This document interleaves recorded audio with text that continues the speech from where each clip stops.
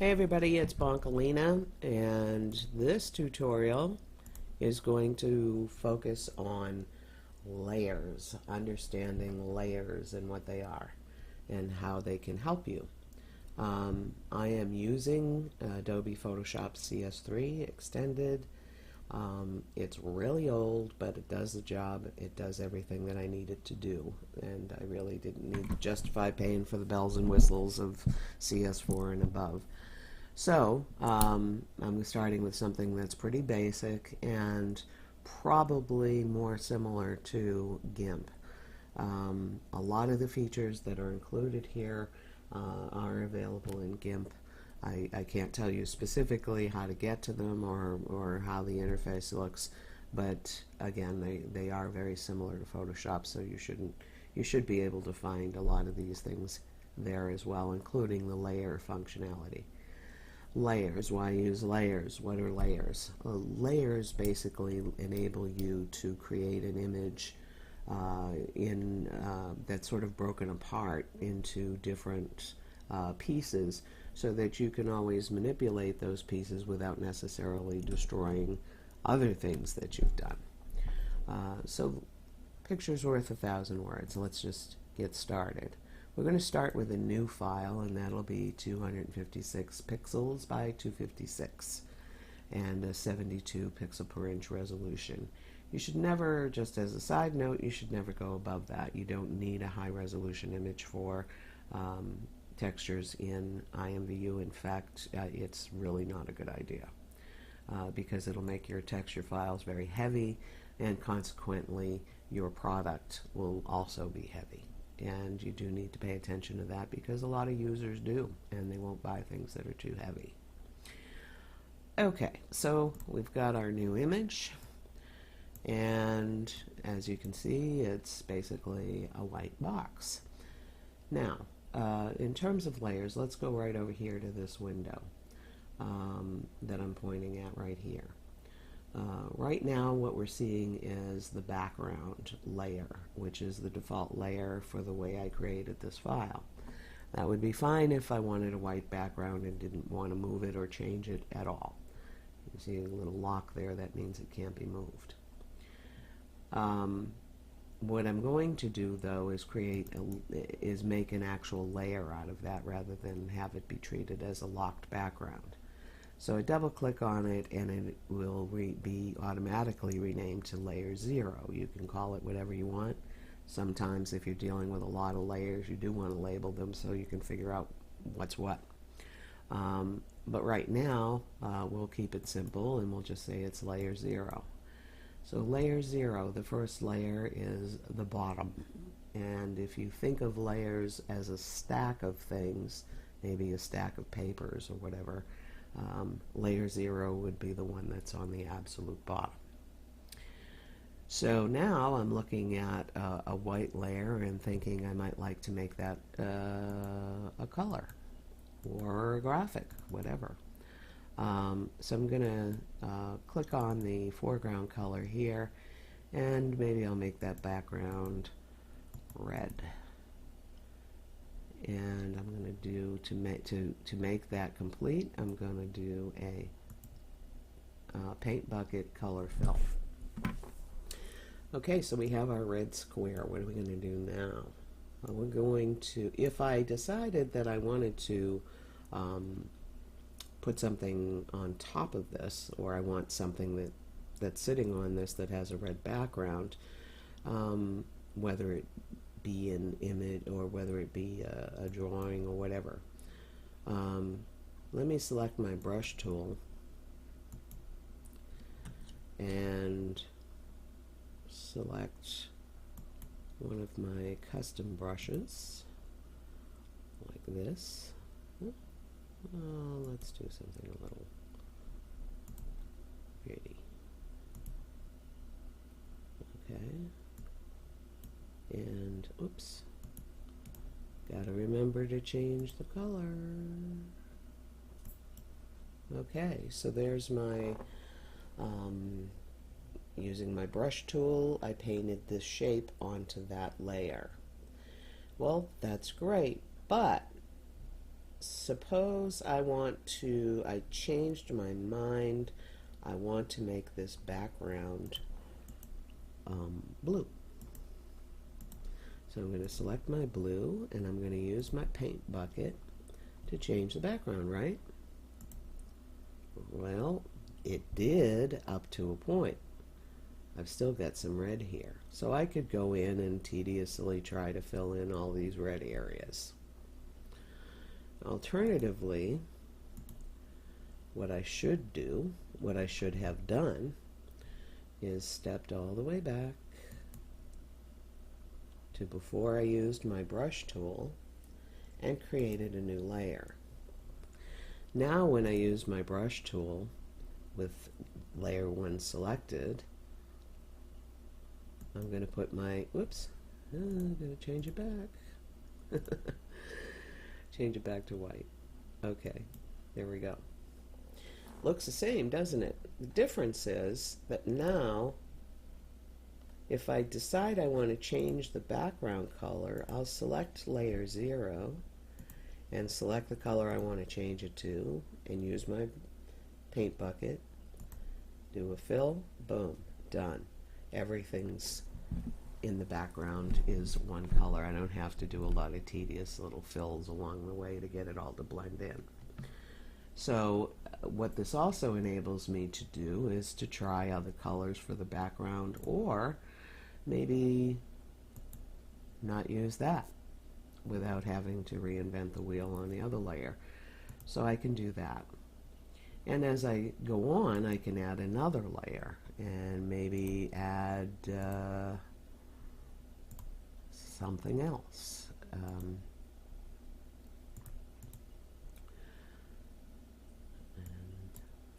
Whoops. Again, I'm going to get back to the original white. And I can do that.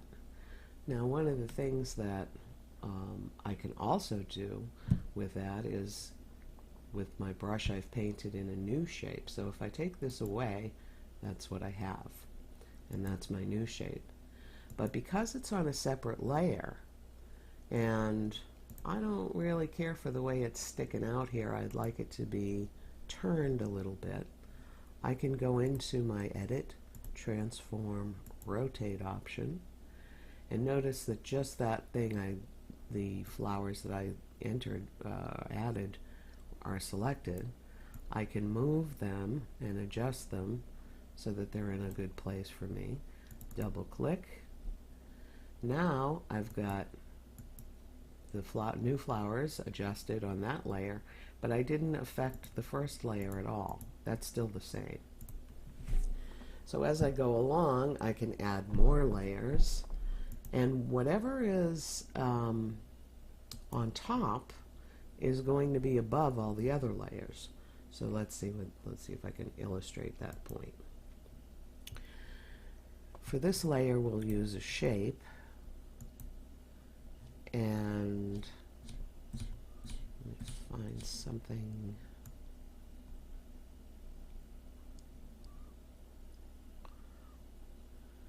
Okay, let's find something that'll stand out. Okay, like that. Now if I add this,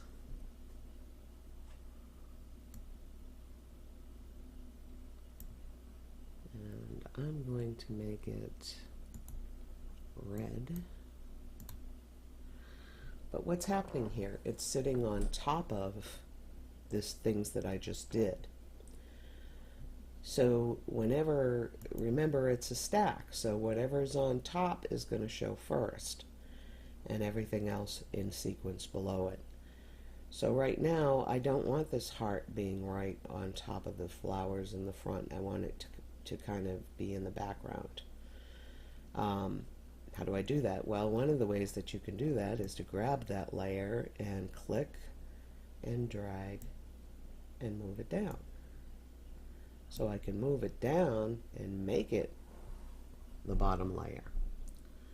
So now I've got the heart as the layer closest to the background. I've got the big flowers next. And then I've got the smaller flowers next. This gives me more control. And it also gives me the ability to manipulate just elements of what I'm trying to do, not the whole thing or have to redo the whole thing. So for instance, I might decide to move that heart over here, and maybe I want to bring it forward a bit. So I can bring it there. By clicking and dragging these layers around, I can change the sequence to whatever makes the most sense. So if you're doing an edit for a model or whatever, and you want that model cut out to be in the forefront or in the foreground, then you want that being as close to the top of your layers stack as possible, and then everything else behind it, or below it in this case. So that would be how you kind of manipulate the layers to create a graphic that gives you really maximum versatility. I may decide at some point that, you know what, I don't like those small flowers, so I'm going to take them out. I can go down here to the little icons and just say, delete that layer. I don't really want it. I want a new layer. I add a new layer, and I can do possibly something else. Add a different shape, add a different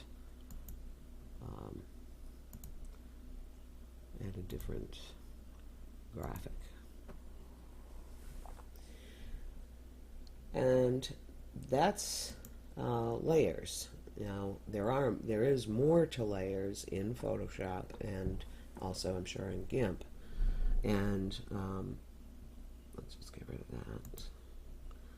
And we can talk about that just briefly here. In Photoshop, on the layers, on each layer, you have the ability to double click, and it'll bring up a bunch of style options. And those style options are really what give Photoshop its power, because on each layer you can add a different style or create a different effect. For instance, here on layer 1 on the flowers, I can add a drop shadow or a glow or whatever. And within each option are options to fine-tune it and decide how you want that to look. So you mess with all these different options. So I have a drop shadow on that layer, and let's say on the heart I want something different. I can do an outer glow, for instance. Maybe make it bigger. That's not affecting the flowers beneath it at all. I could also do a bevel and emboss on this level, on this layer.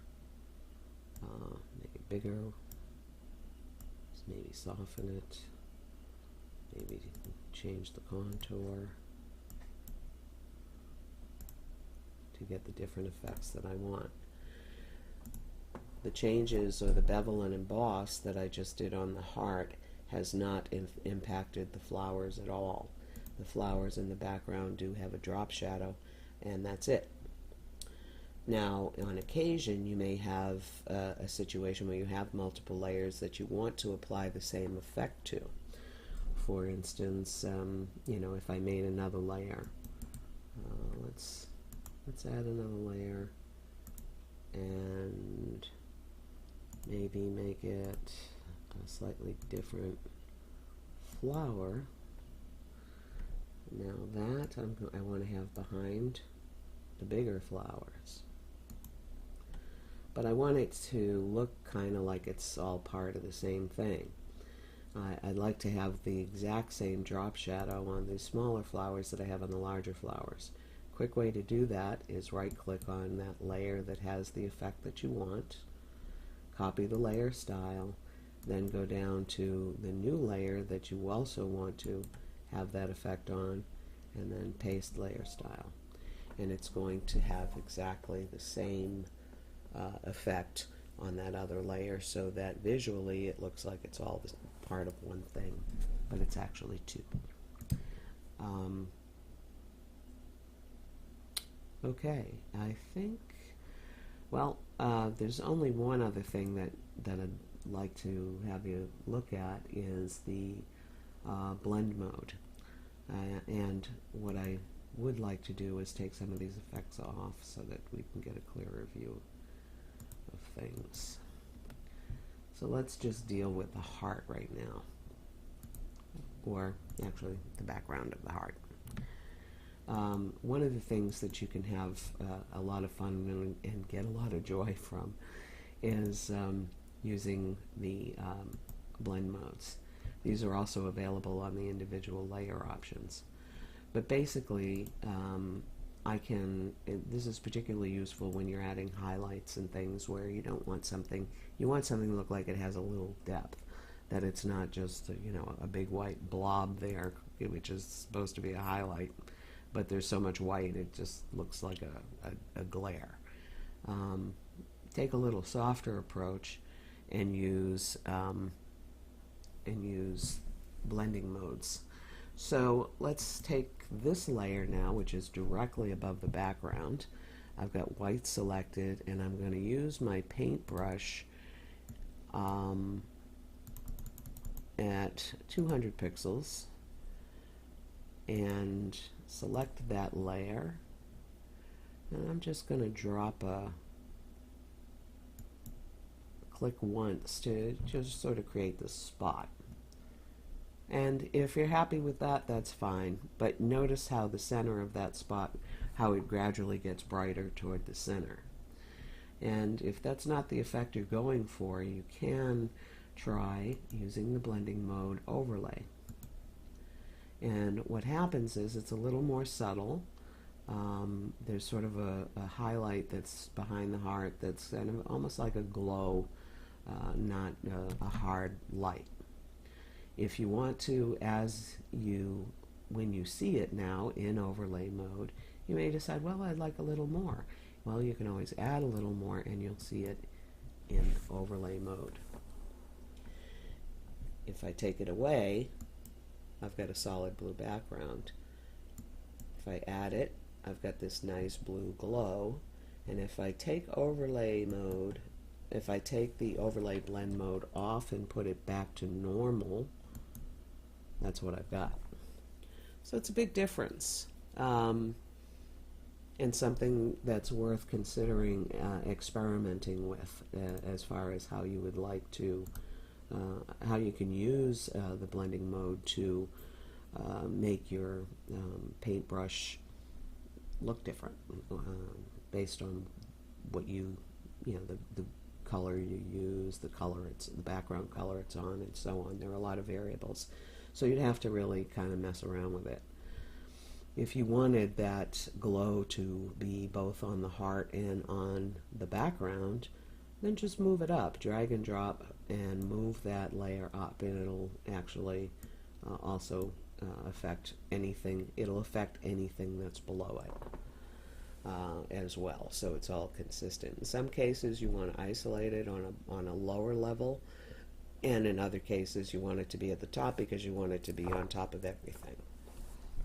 Okay, so hopefully that's your primer on layers. I don't believe I've left anything out. So that's it. And have fun. Experiment and enjoy.